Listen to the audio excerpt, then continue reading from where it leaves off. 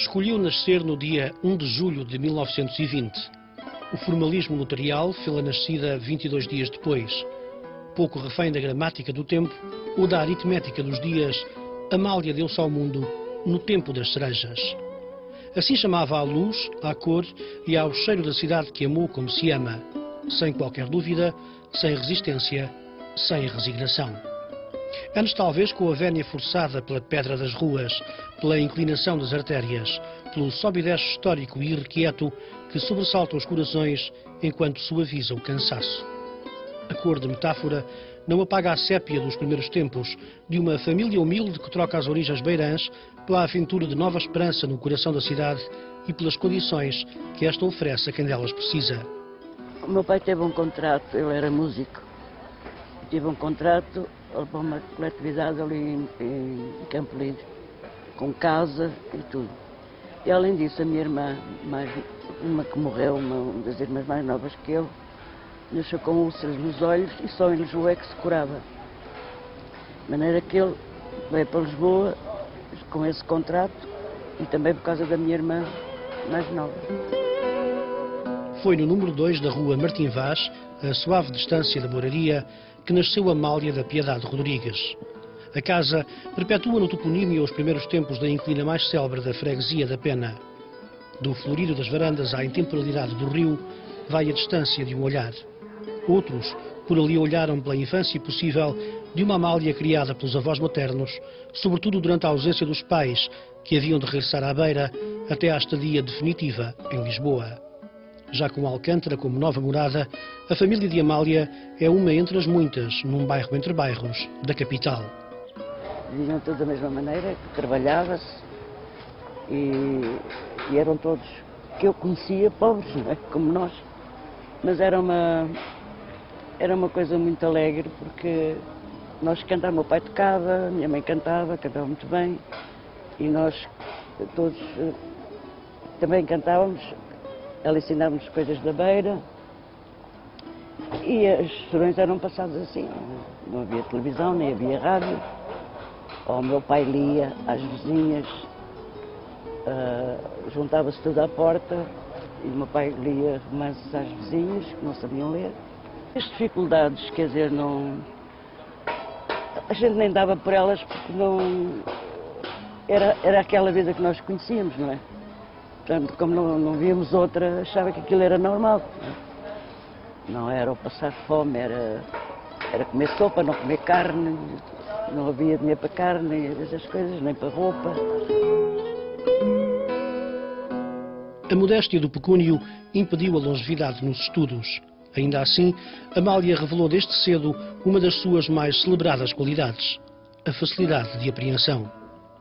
Tanto que ela fez a instrução primária sem livros, sem nada. Foi para a escola, aquilo que eu via, aprendeu. Fez um exame de tal maneira que a professora disse: tu vais continuar a estudar. Porque uma coisa assim eu nunca vi. Tu tens de continuar a estudar. Não, minha mãe não deixa. Não, eu vou falar com ela. Foi falar com ela. Oh, minha senhora, eu venho dizer que paga os estudos à sua filha, sou eu. Que era uma pena ela ficar por aqui. Ah, ela já sabe mais do que nós todas cá em casa. Não, não é preciso estudar mais, não é preciso estudar mais. O que é que aconteceu? Mais tarde, a mãe vendia laranjas ali no cais da Rocha e da Alcântara. Ela foi e com o contacto dos marinheiros que vinham, ingleses e americanos e tal, pouco tempo depois falava corretamente inglês. Muito mais tarde, quando foi a França, esteve lá alguma temporada, passou a falar francês. Apreender, intuir, saber escolher. Verbos conjugados num futuro mais que perfeito, desenhado pelo acaso ou pelo sinónimo da canção que a imortalizou. Fado, destino ou vontade de Deus. Se tudo tem um princípio e se cada princípio é uma revelação, Amália revelou-se no arbítrio da espontaneidade. Quer dizer, a Amália envasou por fado por um acidente. Que ela cantava mais, ela cantava tudo, não é?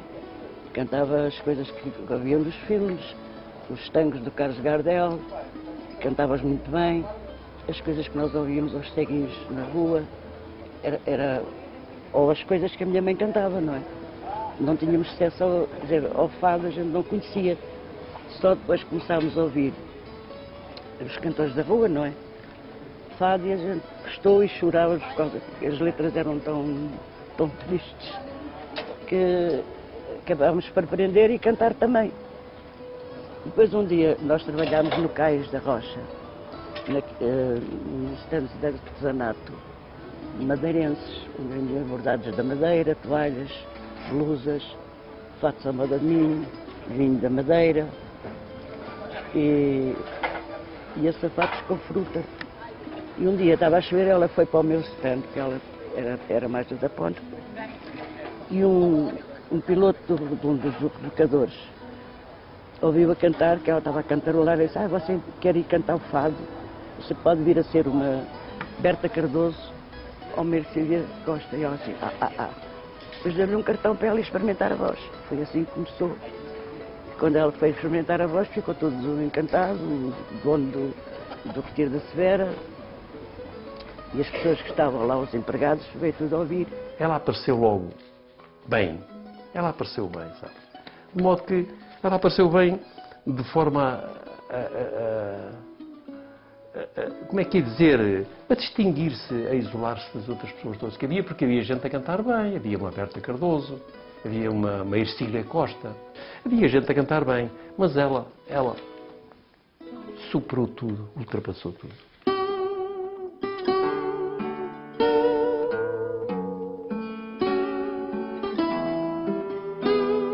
A superação deriva do timbre, do enlevo, da entrega, da genuinidade, da pose. A família, longe de se desvanecer, fez cara de dúvida à profissão de fadista, mas o talento e a arte de Amália tornaram inevitável o aparecimento e a ascensão do ofício e das primeiras benesses. Quando ela foi experimentar a voz, deram-lhe um dinheiro para ir tratar do cartão de artista. Ora, ela tinha 18, ainda não tinha 19 anos, portanto eu sou 3 anos mais nova. Ela veio a mim e temos num táxi, fomos lanchar para a Suíça, depois fomos ao cinema, gastámos o dinheiro todo que era para tirar o cartão de artista. Esse episódio ficou marcado, foi o dia mais feliz, nunca tínhamos andado de carro, foi o dia mais feliz da minha infância com ela. Quer dizer, da aventura, não é?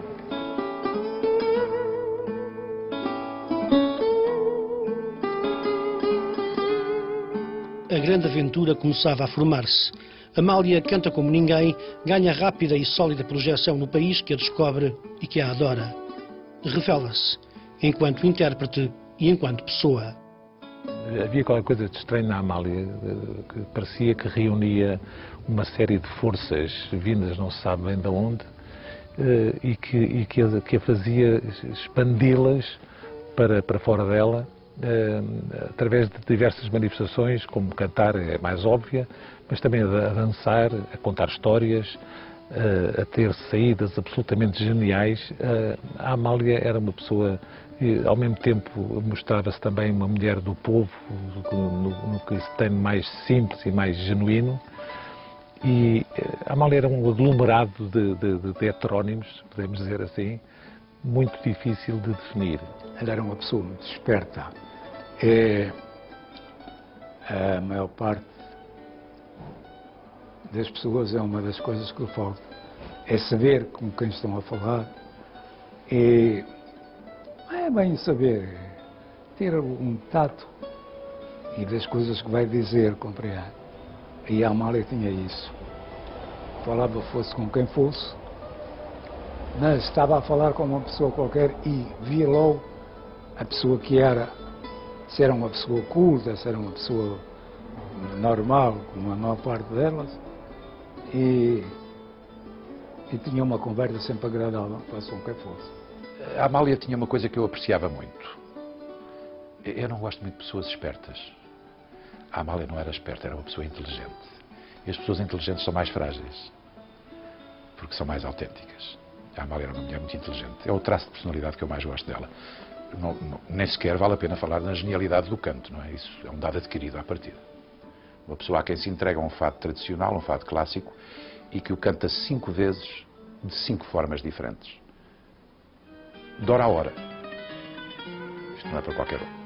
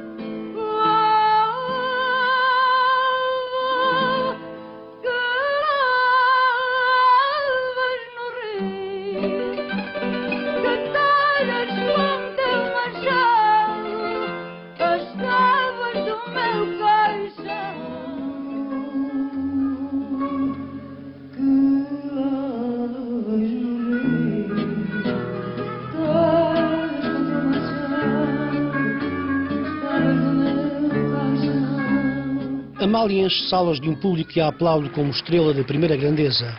A rádio prolonga-lhe a voz por um país rendido ao talento e acelera a consagração.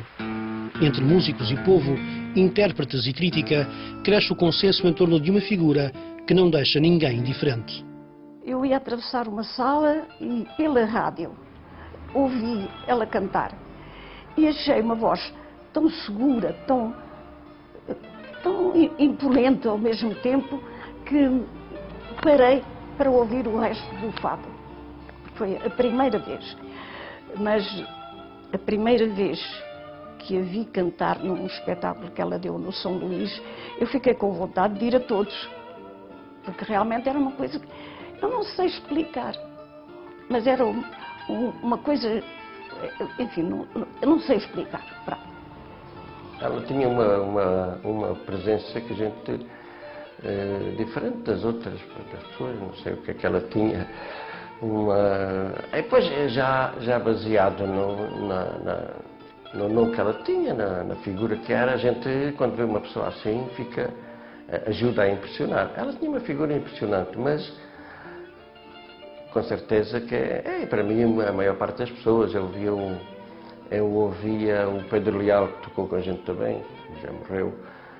Ele tocou no Luz e a Amália antigamente fazia um espetáculo, ia cantar ao Luz às quintas-feiras. E ele era o violão de lá, mas ela levava os guitarristas dela. E ele dizia, assim que a Amália entrava, ficava tudo assim a olhar.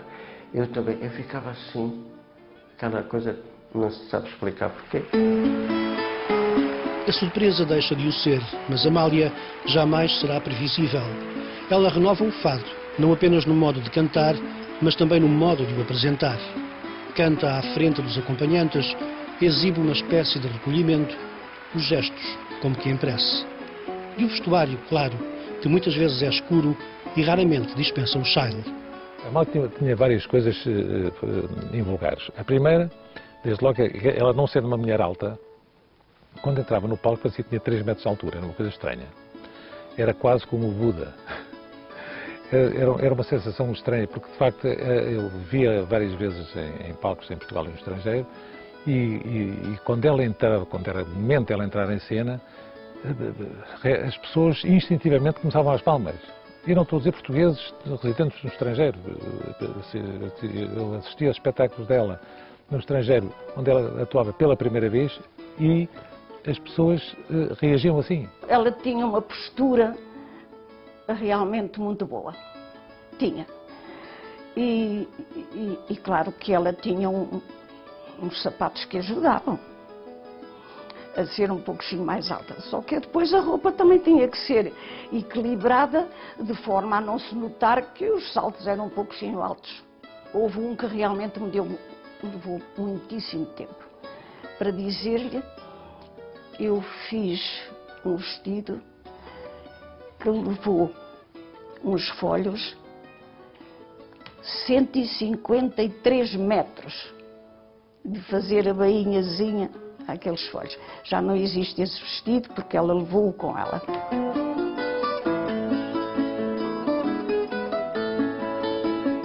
Decorre o ano de 43 quando Amália atua para a primeira de muitas plateias internacionais. O convite para atuar em Madrid surge através da Embaixada Portuguesa. Seguir-se ao Brasil, onde o sucesso prolonga por 3 meses uma estadia que devia durar 6 semanas. Em 1945, fica 10 meses em terras de Veracruz.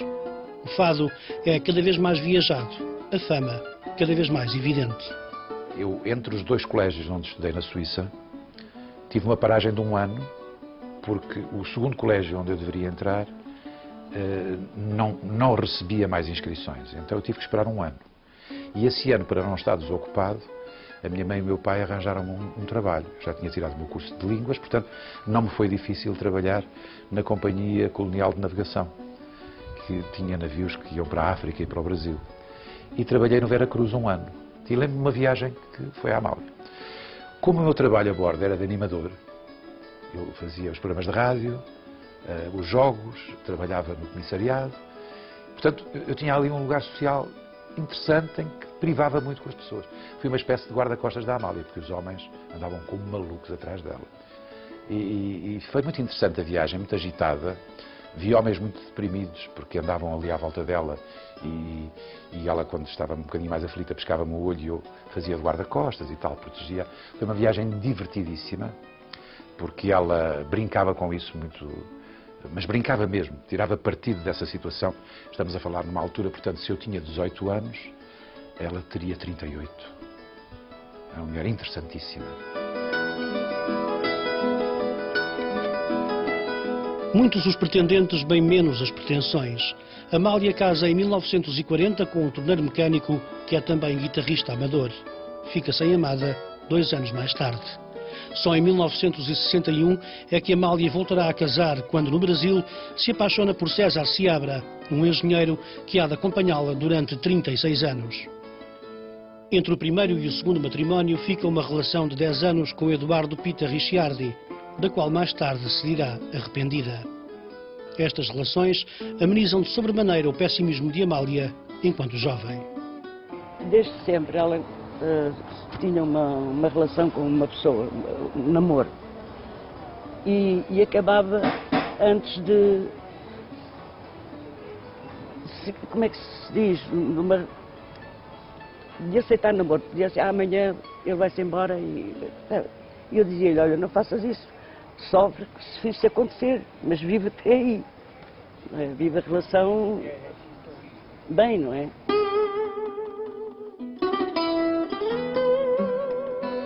Entre amores e desamores, o coração de Amália pertence ao público.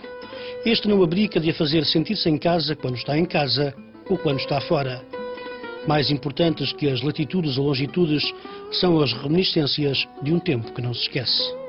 Alguns fatos que ela cantou com, enfim, parece que vinha de dentro dela, porque era uma coisa com alma. Ela não estava a cantar por cantar, ela sabia o que estava a dizer e com a música, ao mesmo tempo, realmente excepcional. Quando a gente fazia uma música qualquer e ela começava a cantar, a música tinha outra dimensão. Aquela voz, aquela cor que ela tinha na voz, que era inigualável, nunca mais aparece ninguém, com aquela cor de voz que ela tinha. E qualquer coisa que a gente fazia, quando ela pegava nelas para cantar, parecia outra coisa, compreende?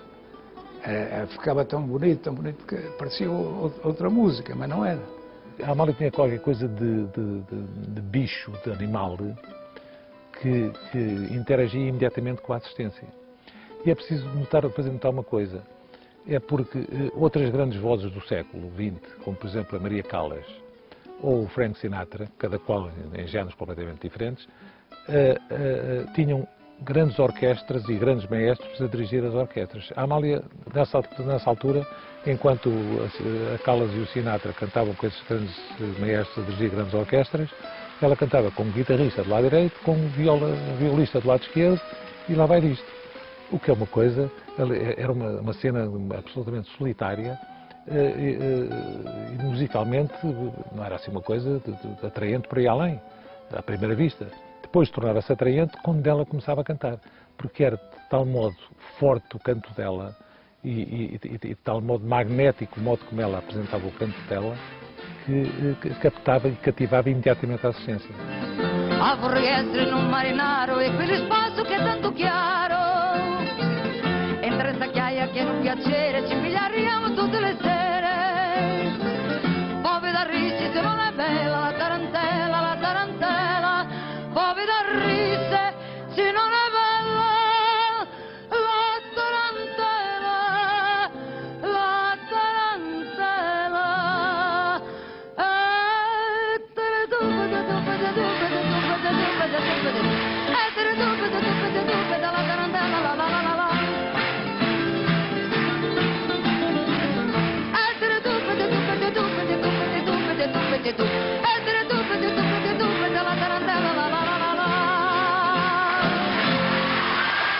As plateias rendem-se, rejubilam e apreciam-na ainda mais, sobretudo quando grava em Portugal. 1951 é o ano em que Valentim de Carvalho rubrica com Amália uma amizade e um contrato que hão de permanecer para sempre. As gravações são históricas e cheias de histórias. Era muito, eu não sei explicar, tinha muito medo. Como ia gravar, tinha muito pouca experiência de gravação. Tinha muito medo. Tinha uns versos, depois era muito, era um bocadinho como eu também. Era o género dos papéis por todos os lados, os versos por todos os lados, que ela tinha, que tinham acabado de dar, que ela ia ver se podia gravar aquilo e tal. O Santos Moreira disse: "Oh, mas não se preocupe com os versos. Ah, mas eu não quero perder estes versos, são muito bons. Depois aparece-me tudo, é tudo papelada para aqui, não percebo nada." E ele pegou no papel, o Santos Moreira pegou no papel, levantou-se da cadeira, depois sentou-se em cima. Disse: "Pronto, estou debaixo de texto. Pode cantar agora." E a Amália achou muita graça e cantou, pronto, aquilo corria como se fosse em família, percebem? Nós íamos para o estúdio do Valentim de Carvalho.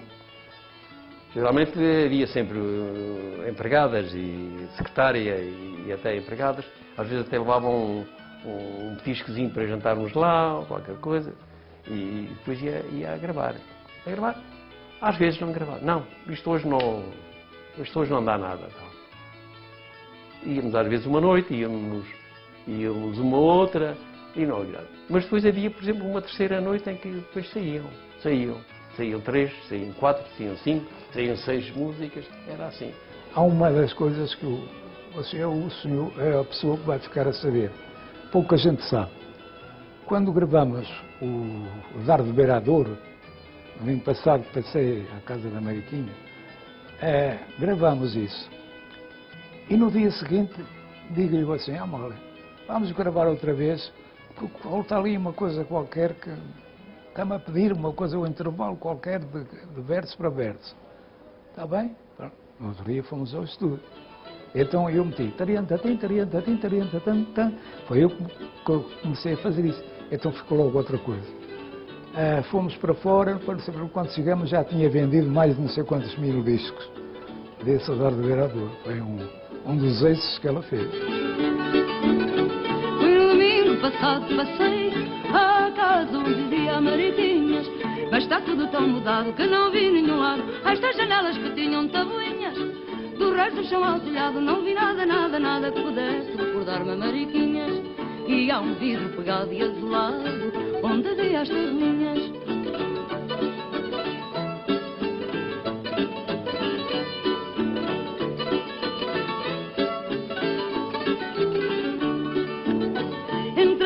A sala agora está a secretária, um sujeito que é lindinhas, mas não vi coxas com barra, nem viola, nem guitarra, nem espreitadelas esportivas das vizinhas. O tempo gravou a garra na alma daquela casa onde às vezes petiscávamos sardinhas, quando em noites de guitarra e de farra estava alegre a Mariquinhas.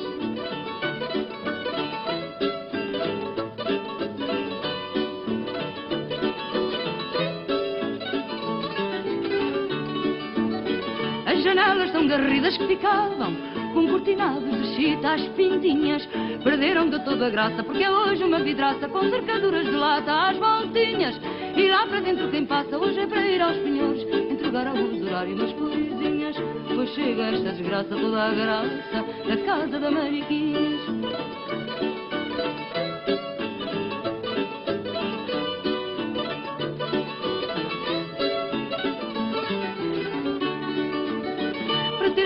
Da casa o que fizeram, melhor fora que a mandar sempre às alminhas, pois ser casa do Senhor, o que foi viver de amor, é a ideia que não cabe cá nas minhas. Recordações do calor e das saudades do gosto, eu vou procurar esquecer. Mas ginginhas, pois dar de beber à dor é o melhor, já dizia a Mariquinhas. Pois dar de beber à dor é o melhor, já dizia a Mariquinhas. Amália era portuguesa como os que o são, a tal ponto que não ficou na onírica América porque, nas suas próprias palavras, a América não tinha Lisboa, nem o que a cidade do Tejo tem para dar aos seus. Ela trazia os jantares para aqui. E o que ela gostava era do carapau de escabeche e arrozinho de bacalhau. E outra coisa que ela gostava muito, mas já era muito caro, era do queijo da serra. Que é o que ela comia. E o chá. Bebia, não sei como é que ela podia beber tanto chá. Era uma coisa... Chá bom, o chá vinha de toda a Inglaterra. Ela dizia que comprar de cá, aquelas latas já não tinham perdido um bocado da frescura, portanto vinham sempre de Inglaterra. Ela comia era isso. E nós, mandava fazer o jantar para nós, trazia dos melhores vinhos que havia, como há uma calúnia muito grande, dizem que a Amália que era bêbada. Como te chamaram de bêbada muitas vezes, ela, coitada. Ela, no fim da vida dela, com os comprimidos que tomava, era o cordarona, eram vários comprimidos aqueles que deixam a pessoa meia... Ela ficava assim um bocadinho entaramelada, mas eram os comprimidos. Não era porque estivesse bêbada, nem tivesse bebido nada, que ela não bebia nada. Ela dizia sempre, quando nós estávamos a jantar todos, ela ficava muito contente a olhar, porque era o jantar oferecido por ela. Trazia de casa dela, vinham as empregadas com o jantar e trazia para aqui para o estúdio. Jantávamos, depois aqui começava a ensaiar às 5, depois jantava-se e depois mais tarde gravava-se. Gostava do ambiente, as sardinhas assadas, os carapauzinhos fritos, o arroz de bacalhau, era um dos pratos prediletos dela, o arroz de bacalhau. As pataniscazinhas, os pastéis de bacalhau, gostava assim destes petisquezinhos. Gostava do ambiente. Porque ela, beber não bebia, mas gostava tanto do ambiente, até deitava-lhe um pino de vinho assim e às vezes ficava ainda lá. Era só para o ar festivo que ela queria, que ela gostava do ambiente alegre. Os discos de Amália vendem tanto quanto a sua imagem de diva internacional do fado, de intérprete mundial de uma música que ganha cada vez mais projeção. Os projetores rodeiam a figura que é já presença assídua nos palcos, no teatro de revista, nas operetas, no cinema.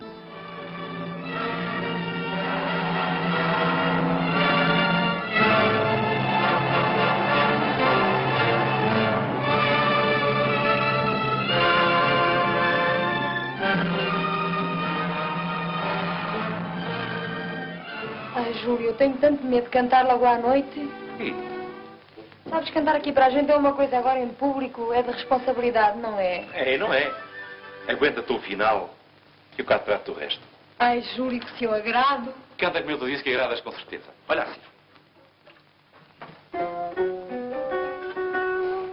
Sabe a sorte. E do verso até à morte, ninguém foge por mais forte ao destino que Deus dá. A sétima arte é uma das muitas que Amália exibe. Conhece o mundo e as gentes, como elas se encanta, a elas se entrega numa simplicidade cada vez mais sofisticada, em nome dos horizontes que desbrava. É, pois, com naturalidade, Amália diria, por força do destino, que conhece na década de 60 o homem que leva os poetas a casa e que o obriga a repensar as melodias. Alain Ullmann. O Alain tinha uma editora, uma livraria, não é? Em França, na ópera. Eu estive lá em casa dele. E então andava sempre a buscar os bons livros de poesia. E quando encontrava um poema que ele achava que eu gostava, trazia para a Amália. Fazia a música e trazia o poema. É claro, e a Amália gostava do que ele escolhia, que tinha uma pessoa com muito bom gosto. Não é consensual entre público e crítica a influência de Alain Ullmann, que só o tempo ajuda a reconhecer. Se o público estranha a sofisticação do novo fado, a crítica é severa quanto às letras e indigna-se com a ousadia de se cantar Davi Mourão Ferreira, Camões ou Alexandre O'Neill.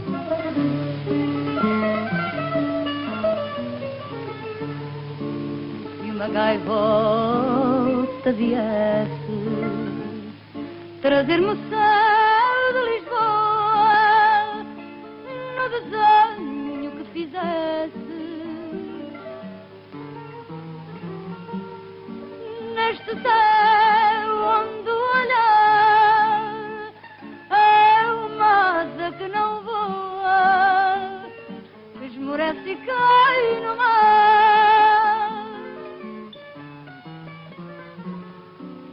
Que perfeito coração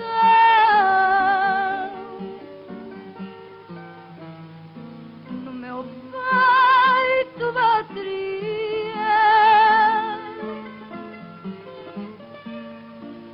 Meu amor na tua mão, nessa mão onde cabia perfeito o meu coração. Ela, coitada, sofreu muito quando cantou o Camões e os outros poetas. Agora todos cantam, como se ouve, agora toda a gente, até imitam a Amália. Mas ela naquele tempo, eu devia ver os jornais que saíram nessa altura. Tudo que só faltava bater na mulher, ter gravado o Camões. E outros poetas, além do Camões, mas o Camões era o mais afim. Era o mais saliente de todos, digamos assim.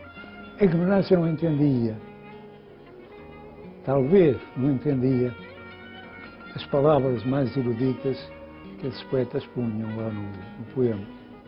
E era por isso que podiam dizer que só gostavam da desgraçadinha, da minha mãezinha e esta coisa assim.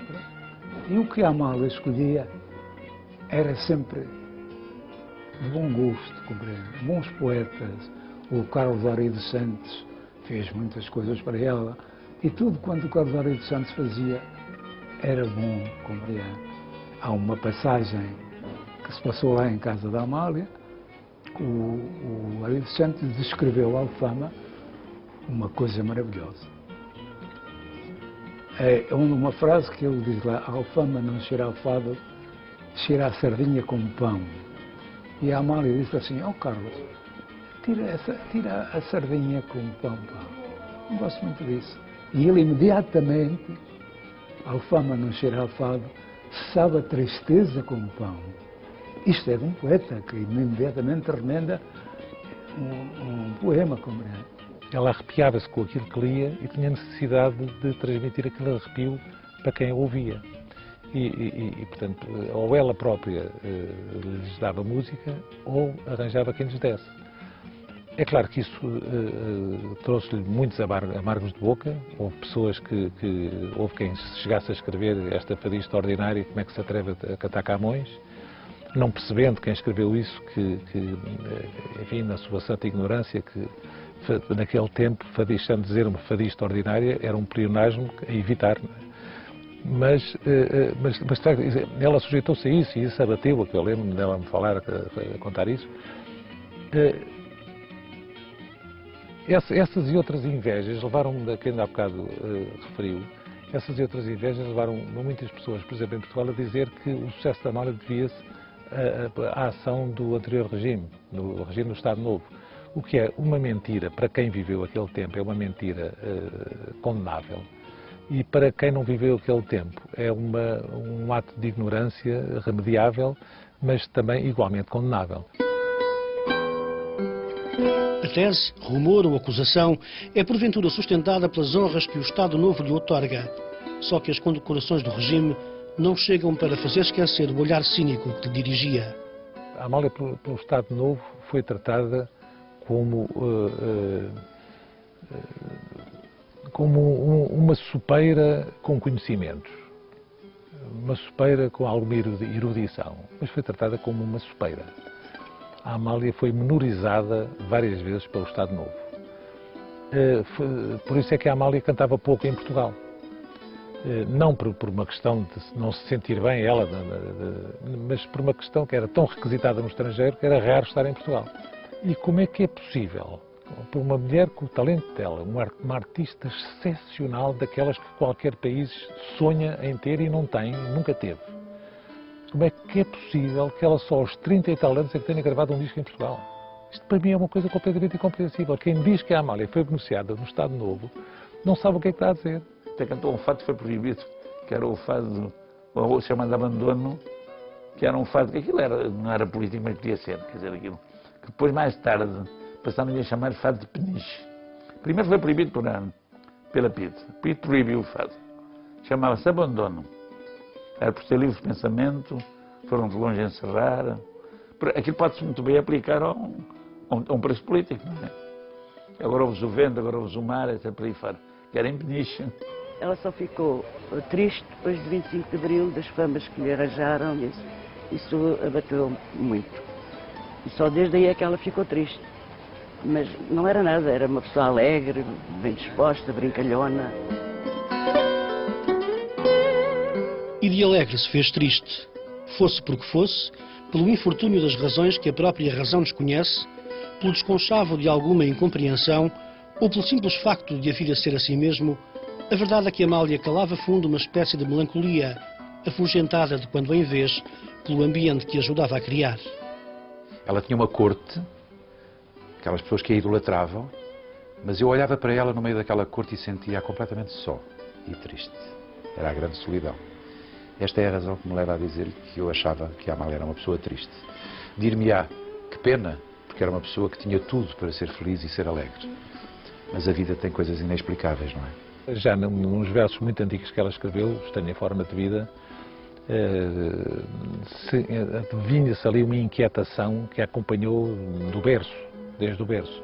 Mas o medo que se instalou, eu estou convencido que foi um bocadinho mais tarde na sua vida, quando ela descobriu, às tantas, descobriu que afinal não era amada por toda a gente em Portugal, como ela pensava que era, quando lhe fizeram infantilmente manifestações à porta por uma questão política só, pelas tais confusões com o Estado Novo, aquelas analogias que faziam completamente despropositadas, no meu entender, e aí a Amália sentiu ainda mais a necessidade de que lhe testemunhassem o amor por ela. O medo instalou-se definitivamente, e isso eu não tenho poucas dúvidas em afirmar isto, quando ela percebeu que ia deixar de cantar. Quando ela se deu conta que não podia mais cantar da forma que ela cantava, que gostava de cantar, quando ela se deu conta disso, entrou numa tristeza ainda maior, uma tristeza absolutamente que chegou à depressão, que só lhe passou com o visionamento de filmes do Fred Astaire, como é sabido, não é?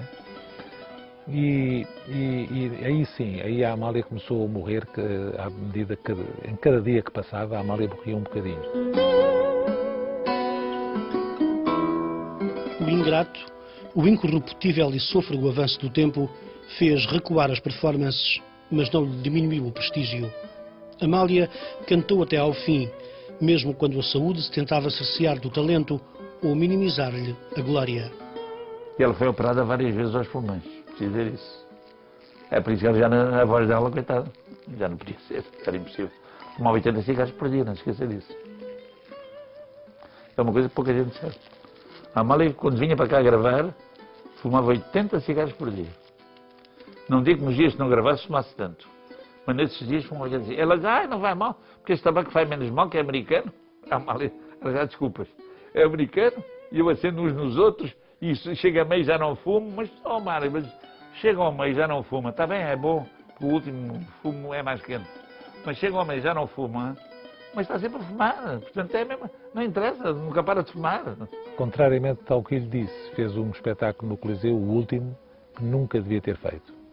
Mas nunca foi porque não se apercebesse. A Amália, à frente de toda a gente, apercebeu-se quando começou, ainda agora eu referi isso, quando ela começou a perceber que não podia cantar, foi ela a primeira pessoa a perceber, ela disse-me, que eu disse, eu na altura ainda só via muito bem a Amália, cantava muito com uma qualidade muito apreciável. Eu disse, Amália, claro que a Amália já passou os 70 anos, já não tem, enfim, já não é quem era, mas ainda lhe dá uma voltinha e tal, ainda dá ali umas amaliadas, como nós dizíamos. E ela disse, não, eu já não consigo cantar da forma que queria, e desta forma não me agrada para estar a cantar assim.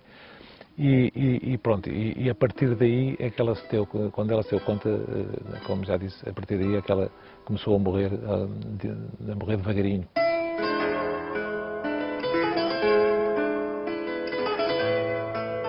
Mas poderá alguém realmente morrer quando engana o tempo e lhe diz: o efêmero és tu? Porque o tempo de Amália foi, afinal de contas, o tempo da voz única, da singular personagem, da generosidade extrema, das histórias que o próprio tempo não consegue apagar. Era uma pessoa muito humana, havia uma pessoa que lhe parecia, como aconteceu em Itália uma vez, acabámos os espetáculos, íamos à 1h da manhã, 2, depois já para o hotel, íamos no carro e ela viu um homem assim alto, com uma gabardina, um chapéu que não se via bem, que lhe pareceu uma pessoa, vá lá, sem abrigo ou coisa parecida, pobre. Parou o carro, mandou para aí, quero carro. Meteu a mão na mala, meteu um montão de liras, que ainda era liras, e deu ao homem, e veio-se embora para o carro, diz o empresário assim, que era italiano. Isto é uma cena, esta é uma cena de Fellini. Nós tínhamos acabado a gravação, metemos no carro dela, ela tinha um carro grande, comprido. Metemos no carro dela, e a Amália viu um homem assim a cantar, estava bêbado, era um pobre diabo, estava bêbado. E a Amália disse, tem algum dinheiro? Ninguém se mexeu. Ninguém disse que tinha dinheiro. E disse, Amália, só tenho aqui este dinheiro, mas já está comprometido. Espera para gastar, mas Amália, se precisa da minha vontade. Empreste, quanto é que tem aí? Tem aqui, depois fui abrir, tinha uma nota de 5 contos. Se fosse uma nota de 100, alguma coisa era bem melhor para mim, na altura. Mas ela pagou-me tudo, não me ficou a dizer nada. E depois chegou à altura, dei-lhe, peguei nos 5 contos, dei à Amália, a Amália mandou para o carro, chegou ao pé do homem, abraçou o homem, coitado, não devia estar a cheirar lá muito bem, e metei os 5 contos na mão, o homem começou a chorar, estava a beber, parece que, não sei se o álcool também tem influência, o dinheiro tem influência no álcool, não sei, sei que ele logo recebeu, vi que eram os 5 contos, ficou, ai, minha querida, não sei o que é isso, Estávamos em Hollywood, o Hollywood Bowl, que é uma casa de espetáculo extraordinária, não sei se por acaso conhece. E ela cantava na primeira parte com a orquestra e na segunda parte conosco. E como ela ia entrar na primeira parte, eu disse para o Neira, vamos para a plateia ver a Amália, a gente só a vê de costas, ao menos vamos vê-la de frente. E fomos. Quando ela entra no palco, com um vestido verde, um chale encarnado, era uma coisa, nós ficamos a olhar um para o outro, admirados com a presença dela, compreende? E essas coisas marcam. As memórias terminam a 6 de outubro de 1999. O coração da Amália, o coração independente, deixa de a acompanhar na manhã dessa quarta-feira. Fui eu que a fui encontrar, sem vida. Porque nós tínhamos vindo do Alentejo, eu tinha ido também para o Alentejo com ela e com mais pessoas. E fiquei lá essa noite e, portanto, no dia seguinte ela estava... Bom, eu naquela altura eu jogava que ela estava apenas desmaiada. Mas não, isso então nem gosto de falar. Porque isso então foi para mim que eu estava a assistir àquilo e não acreditava que podia ser verdade. Tinha uma consulta marcada para ela e para mim no dia que ela morreu. Uma consulta em Coimbra com o Dr. Manuel Antunes, um cardiologista muito conhecido. Olha, perdi a consulta e perdi a maior amiga que eu tinha. Eu tive um desvestimento. A gente sabia que ela estava doente, mas não queria acreditar que a minha que morria. Ela não queria que ela morresse. É que uma pessoa sente quando ama uma pessoa e que perde.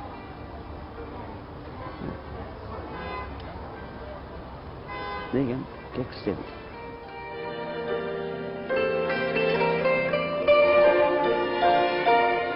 Amália deixou a mais preciosa das heranças, a qualidade única do seu trabalho, do seu modo de ser e de agir. Uma fundação com o seu nome tem a enorme responsabilidade de dar seguimento ao seu legado. Alvo de muitas críticas, a fundação, sediada na Casa da Rua de São Bento, em Lisboa, diz só agora ter condições para agir. O dinheiro, o património financeiro deixado pela Amália a favor da Fundação, esteve congelado por uma instituição bancária até há bem pouco tempo, até há coisa de ano e meio, o que nos impossibilitou de dar cumprimento às restantes vontades de Amália Rodrigues. Há inventário, isso também é falso, após a morte da fadista foi feita uma relação de bens, e nessa relação de bens, que tem várias verbas, dezenas de verbas, e cada verba é indicada precisamente a joia ou o vestido. Portanto, está tudo perfeitamente identificado e catalogado. Portanto, isso não é minimamente verdade. Quanto ao dinheiro, é evidente que a Amália não era tão rica como algumas pessoas supunham. Portanto, deixou cerca de 550 mil euros, portanto 110 mil contos, à época da sua morte. E esse dinheiro está no banco, como digo, finalmente foi desbloqueado e agora vamos começar, de facto, a trabalhar no sentido de criar receita. Ou seja, a Fundação, embora seja uma instituição sem fins lucrativos, tem que ser organizada, tem que ser administrada com critérios empresariais. Ou seja, nós para podermos distribuir temos que criar primeiro, ou seja, temos que criar riqueza para depois distribuí-la. Manda assim o bom senso e manda assim a boa gestão. É mesmo assim.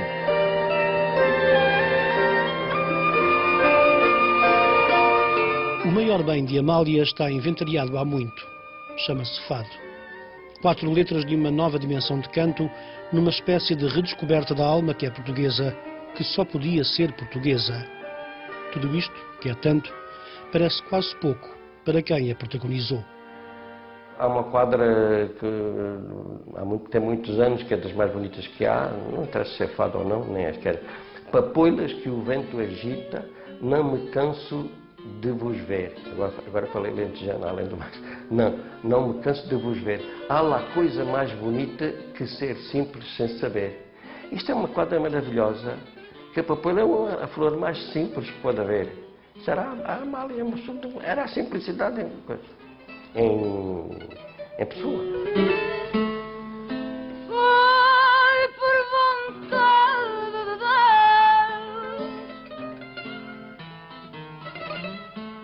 que eu vivo nesta ansiedade, que todos desejam ver, que é toda minha saudade. Foi por vontade de Deus